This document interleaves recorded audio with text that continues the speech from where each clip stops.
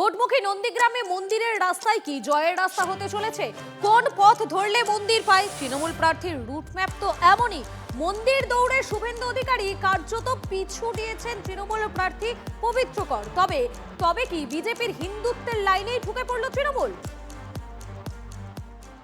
সব হিন্দু ঘরে ধ্বজ উঠবে আর সব মন্দিরে মাইক টাঙাও এবং হর্ন দাও গোটা গ্রামে। প্রার্থনা করলাম যাতে আমাদের যে যুদ্ধে অবতীর্ণ হয়েছি সেই যুদ্ধে যাতে জয়লাভ করতে পারি।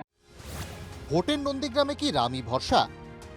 প্রথমে বিজেপি, পরে সেই পথে তৃণমূল। হলদি নদীর পারে মন্দিরে মন্দিরে ছোটা যেন অগ্রাধিকার দুই ফুলের কুশীলবদের।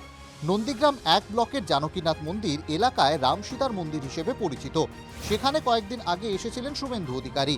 মঙ্গলবার জানকীনাথ মন্দিরে পুজো দেন তৃণমূল প্রার্থী পবিত্র কর।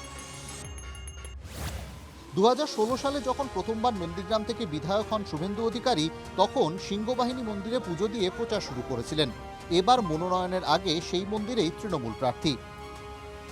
তাৎপর্যপূর্ণ বিষয় হলো সনাতন দেবদেবীর মতো যে শব্দগুলো বিজেপি নেতাদের মুখে অহরহ শোনা যায়, সেটাই উঠে এসেছে তৃণমূল প্রার্থীর গলায়। মনের শান্তি এবং ঈশ্বরের প্রতি যে আস্থা, বিশ্বাস, ভরসা সনাতন পরম্পরা অনুযায়ী অন্তর থেকে পালন করি। ওনাকে বলুন না মসজিদে গিয়ে পুজো দিতে, মুসলিমের বাড়িতে গিয়ে খাওয়া দাওয়া করবেন না। হিন্দুদের ভোট কাটার জন্য পবিত্র এইসব নাটক করছে। নির্বাচনে নন্দীগ্রামের হিন্দুরাই এর জবাব দেবে। শুভেন্দুর ফুলবদলের পরই গেরুয়া গড় হয়ে উঠেছে নন্দীগ্রাম। গত বিধানসভা ভোটে মর্যাদার লড়াইয়ে 1956 ভোটে জেতেন শুভেন্দু অধিকারী। গত পঞ্চায়েত ভোটে নন্দীগ্রামের 17টি পঞ্চায়েতের মধ্যে 11টি দখল করে বিজেপি। 2টি পঞ্চায়েত সমিতি পদ্মের হাতে। আর 24 লোকসভা ভোটে 8200 ভোটে এগিয়ে বিজেপি। 21 মহাযুদ্ধে নন্দীগ্রামে তৃণমূল নেত্রীর সঙ্গে একদা শিষ্যের লড়াই ছিল। আর 26 সেই নন্দীগ্রামেই গুরু শিষ্যের লড়াই দেখতে চলেছে রাজ্য।